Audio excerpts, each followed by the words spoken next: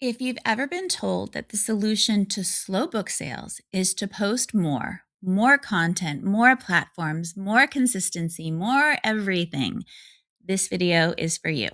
Because think about it. If posting more actually worked, most authors wouldn't be so exhausted and frustrated and still wondering why nothing is clicking, and books would be selling like wildfire, right? Because we're all posting so much.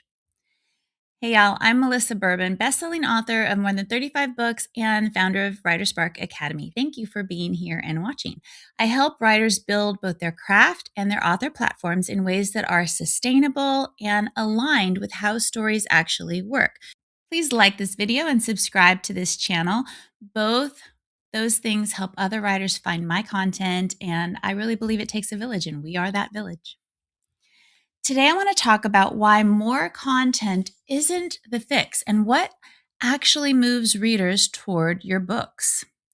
First, let's talk about visibility versus connection. Visibility versus connection. Here's the first thing I want to clear up. Visibility gets you seen. Yes, absolutely. But connection is the thing that gets you chosen. Most marketing advice that I see is really obsessed with volume. Post every day, be everywhere, never miss a platform. Keep feeding the algorithm. But y'all, I've been doing this for a long time. And what I have learned is that readers don't buy books because they've seen an author's name on Facebook or Instagram 12 times. They buy when something about that book or about that author connects. They feel a connection. They buy when they feel understood or curious or emotionally aligned or invited into an experience. That's what you have to remember. The fact is, you can be hugely visible and still be very forgettable. You can show up constantly and still be invisible. That is because visibility without connection, it just adds to the noise. And honestly, readers are drowning in the noise. I know I am, which is why I'm hardly on any social media anymore. It's just too much. I just can't do it anymore. Let me know in the comments if you're with me on that. Now, let's talk more about why more content isn't actually good. This is where burnout totally creeps in. When you're posting without story, without a clear emotional through line, marketing, it just turns into a grind. You're working harder, but you're not communicating any better. You're not building connections. And that can easily lead you to start thinking, I guess I need another platform. I'm probably not doing enough.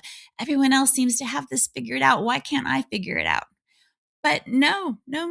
Think about it. Burnout isn't caused by marketing itself.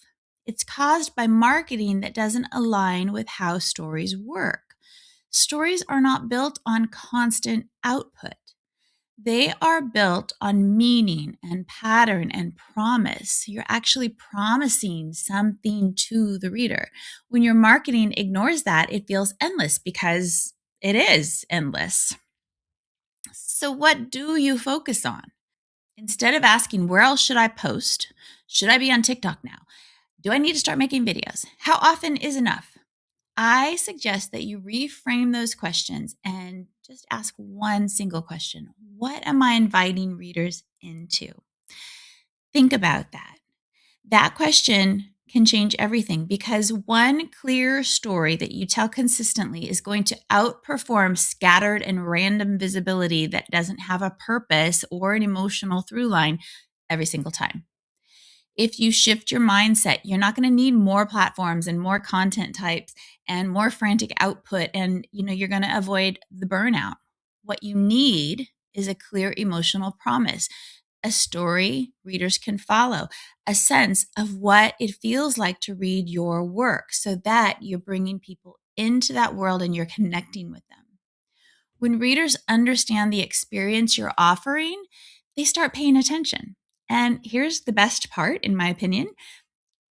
This happens when you're posting less. That leads me to storytelling. It matters more than all the other tactics out there put together. If you want to go deeper into the idea of storytelling, I do break that down in my video, Stop Selling, Start Storytelling. This talks about the one thing that actually sells books. If this video feels like it's naming something you've been struggling with or that it's connecting with you, then I bet this is the missing piece. That video is linked below and it'll be at the end of this one. All right, here is what I want you to remember. If marketing feels like you're on this endless treadmill right now, just stop. Get off the treadmill or stop adding more steps. Posting more isn't going to fix a missing connection. More platforms isn't going to bring you more readers if you're just doing the same thing.